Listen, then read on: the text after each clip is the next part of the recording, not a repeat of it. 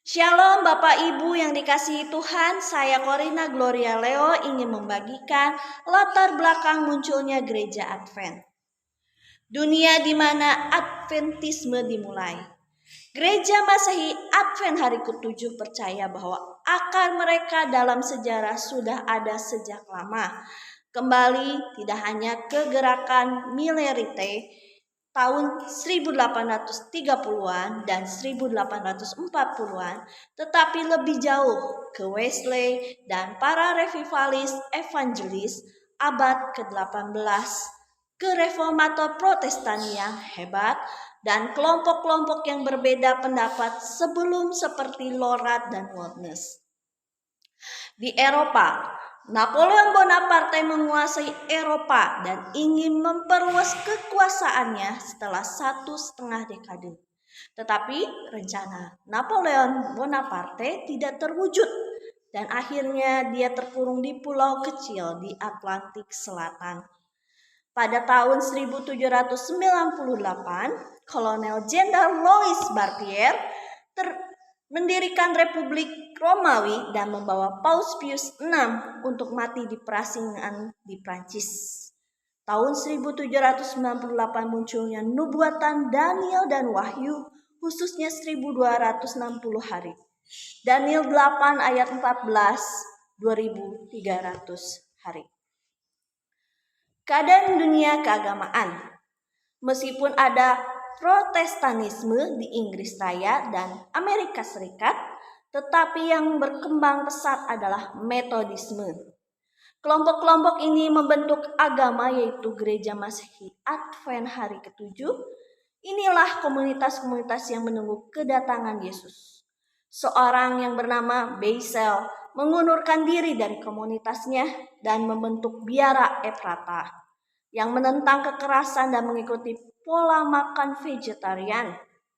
Pada tahun 1774, Gereja Milenial diciptakan oleh Ibu Lee Stanley dan merupakan komunitas keagamaan yang lebih langgeng.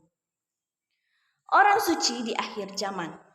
Joseph Smith Jr. mengakui dia dipanggil dan dipilih oleh Allah untuk memulihkan gereja Yesus Kristus yang sejati.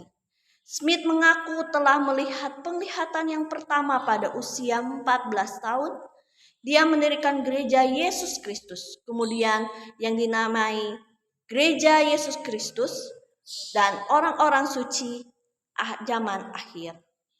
Smith adalah seorang pemimpin agama yang memulai gerakan Yesus Kristus dan orang-orang suci akhir zaman.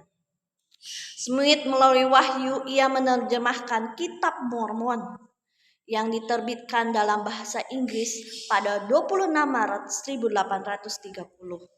Ia didukung sebagai penatua pertama gereja pada tanggal 6 April 1830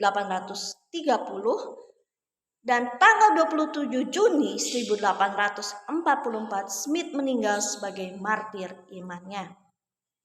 Spiritualisme. Andrew Jackson Davis dari New York berusia 18 tahun adalah seorang yang mempopulerkan clairvoyance dan trance. Untuk tahun 1859, seorang Sarjana telah mengidentifikasikan 71 di New York, 55 di Massachusetts, dan 27 di Ohio. Sekitar 350.000 warga di New York diperkirakan saat ini menjadi orang percaya dalam persekutuan dengan orang mati. Kebangkitan besar tahun 1740-an dan 1 abad kemudian kebangkitan Finney memberikan stimulus serupa di Amerika Serikat. Energi baru ini menyebabkan minat yang sangat berkembang dalam membawa Injil ke dunia non-Kristen. Gerakan misionaris.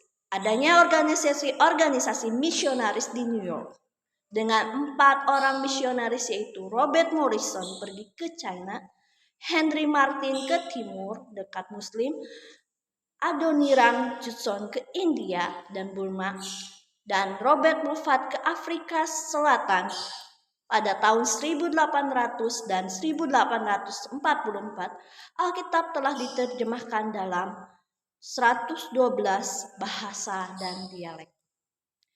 Gerakan sekolah minggu pada abad ke-18 di Inggris, Robert Rikers meresmikan gereja sekolah minggu.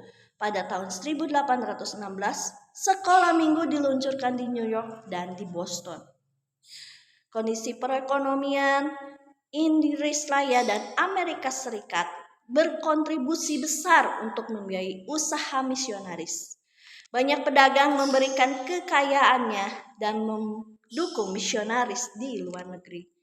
William Gray pada tahun 1761 sampai 1834, karir misionarisnya dimulai di India.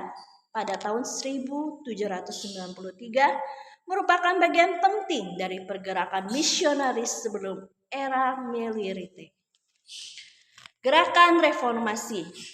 Mungkin tidak ada gerakan reformasi yang menunjukkan lebih jelas jalinan motivasi agama dan sekuler daripada perang salib untuk mempromosikan kesederhanaan.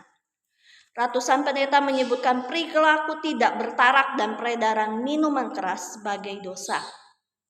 William Miller menasehati para pengikutnya supaya tidak meminum minuman beralkohol agar pikiran jangan dikacaukan oleh minuman keras.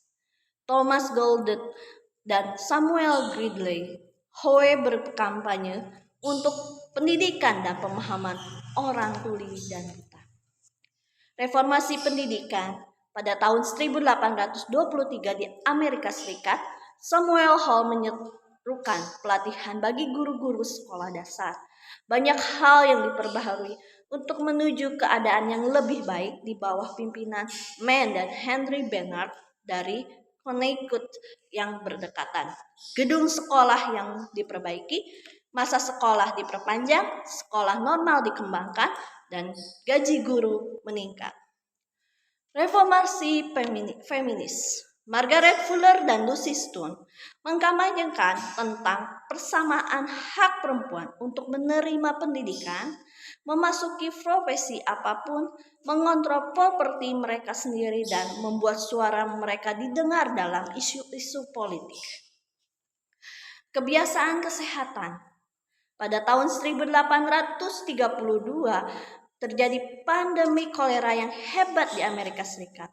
Sylvester Graham menyerukan untuk diet vegetarian yang bergantung pada gandum utuh dan biji-bijian gandum hitam. Penghapusan perbudakan. Pada tahun 1840, Partai Liberty atau yang disebut dengan partai politik dengan tujuan untuk memerangi perbudakan dan kejahatannya semakin meningkat. William Lloyd Garrison 1805 sampai 1879, seorang editor New England, berbicara menentang perbudakan sebagai kesalahan moral. Perjalanan dan komunikasi. Di Amerika pada tahun 1811, kapal uap beroperasi di Mississippi untuk membawa hasil pertanian ke pasar. Tak lama kemudian uap akan digunakan untuk mendorong mobil-mobil menuruni rel besi dengan kecepatan 15-20 mil per jam. Pada tahun 1814, London Times memasang mesin pres silinder uap pertama. Pada tahun 1830-an, Samuel F.B. Morse telah memanfaatkan arus listrik untuk mengembangkan telegraf pertama. Tahun 1844, Morse mengirimkan pesan pertama melalui kawat. Demokrasi. Inggris dan Amerika Serikat, dua pilar penjangkauan Protestan evangelis yang berkembang. Negara yang paling teguh berkomitmen dalam bentuk pemerintahan yang demokratis. Selama tahun 1820-an dan 1830-an, demokrasi semakin dalam. Periode pergolakan adalah seperempat abad setelah berakhirnya Perang Napoleon. Teknologi uap dan listrik sedang dalam masa pertumbuhan. Ketertarikan pada nubuatan Alkitab dan pendirian kerajaan kemuliaan Kristus bersaing untuk mendapatkan perhatian dalam lingkungan. Demikianlah yang dapat saya bagikan. Semoga Tuhan Yesus memberkati kita semua.